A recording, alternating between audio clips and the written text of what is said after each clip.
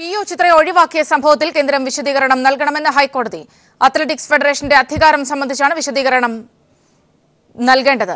യോഗ്യതാ മാനദണ്ഡങ്ങളും സെലക്ഷൻ വിശദാംശങ്ങളും നാളെ കോടതിയിൽ സമർപ്പിക്കണമെന്നും ഹൈക്കോടതി. വിവരങ്ങളുമായി സാലി മുഹമ്മദ് ചേരുന്നുണ്ട്. സാലി, കേന്ദ്രം ഏത് വിധത്തിലാണ് വിശദീകരണം നൽകുക? പ്രത്യേകിച്ച് അത്ലറ്റിക് ഫെഡറേഷനോട് ആവർത്തിച്ച് അത്ലറ്റിക് ഫെഡറേഷൻ ആവർത്തിച്ച് ഇങ്ങനെ ഒരു നിലപാട് വ്യക്തമാക്കിയ പശ്ചാത്തലത്തിൽ കൂടി. സൗമ്യ, ഇന്നലെ PU ചിത്ര ഇത് സംബന്ധിച്ച് ഹൈക്കോടതിയെ സമീപിച്ചിരുന്നു. ഇന്നലെ തന്നെ ഹൈക്കോടതി കേന്ദ്ര സർക്കാരിനോട് വിശദീകരണം തേടിയിരുന്നു. ഇന്ന് പ്രാഥമികമായ വിശദീകരണം നൽകി. ഇതിനെ തുടർന്നാണ് കൂടുതൽ വിശദീകരിക്കണമെന്നാവശ്യപ്പെട്ട് കേന്ദ്ര സർക്കാരിന് കത്ത് നൽകിയിരിക്കുന്നത്. അതായത് കായിക താരങ്ങളുടെ ചെലവ് ആര് വഹിക്കും, അത്ലറ്റിക് ഫെഡറേഷൻ ഓഫ് ഇന്ത്യയുടെ നിയന്ത്രണ മാർക്ക് എന്നീ കാര്യങ്ങളിലാണ് കേന്ദ്രം വിശദീകരണം നൽകേണ്ടത്. പ്രാഥമികവാദം കേസിൽ സ്പോർട്സ് അതോറിറ്റി ഓഫ് ഇന്ത്യയുടെ നിലപാട് ഏതാണ്ട് ചിത്രയെ പിന്തുണയ്ക്കുന്ന രീതിയിലായിരുന്നു ഹൈക്കോടതിയിൽ സ്വീകരിച്ചത്. യോഗ്യത ഉണ്ടായിട്ടും തന്നെ തഴഞ്ഞു എന്ന് കാണിച്ചാണ് ചിത്ര പരാതി ആയി ഹൈക്കോടതി ഹർജി സമർപ്പിച്ചത്. ഏതായാലും ഇതിന്മേൽ പ്രാഥമിക വാദം നടന്നിട്ടുണ്ട്.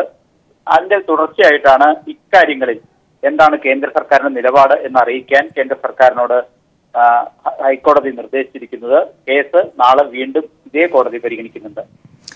അതായത് സാലി, നിലവിൽ കേന്ദ്രത്തിന്റെ ഒരു നിലപാട് മാത്രം ആരായുകയാണോ, അതിനും അപ്പുറത്തേക്കുള്ള ഒരു ഇടപെടലിനുള്ള ഒരു സാധ്യത ഇനിയിപ്പോൾ കേസ് പരിഗണിക്കപ്പെടുമ്പോൾ ഒരു സാഹചര്യം എങ്ങനെയാണ്?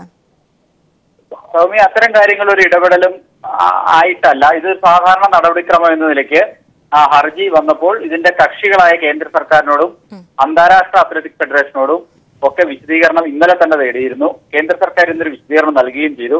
അക്കാര്യത്തിൽ കൂടുതൽ വിശദീകരണം തേടുക മാത്രമാണ് ഇന്നുണ്ടായിരിക്കുന്നത്.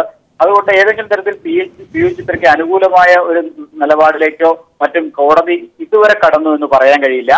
പക്ഷേ കേന്ദ്ര സർക്കാരിന്റെ വിശദീകരണം ലഭിച്ചതിന് ശേഷം നാളെ എന്ത് കോടതി പറയുന്നു, അക്കാര്യത്തിൽ ഒരു ഇടക്കാല ഉത്തരവ് ഉണ്ടാവുമോ തുടങ്ങിയ കാര്യങ്ങൾ നാളെ മാത്രമേ പറയാൻ കഴിയൂ. ഏതായാലും കേന്ദ്ര സർക്കാർ നാളെ തന്നെ വിശദീകരണം സമർപ്പിക്കേണ്ടതുണ്ട്. നാളെ കേസ് കോടതി വീണ്ടും പരിഗണിക്കുകയും ചെയ്യും. സാലി മുഹമ്മദാണ് വിവരങ്ങൾ നൽകിയത്.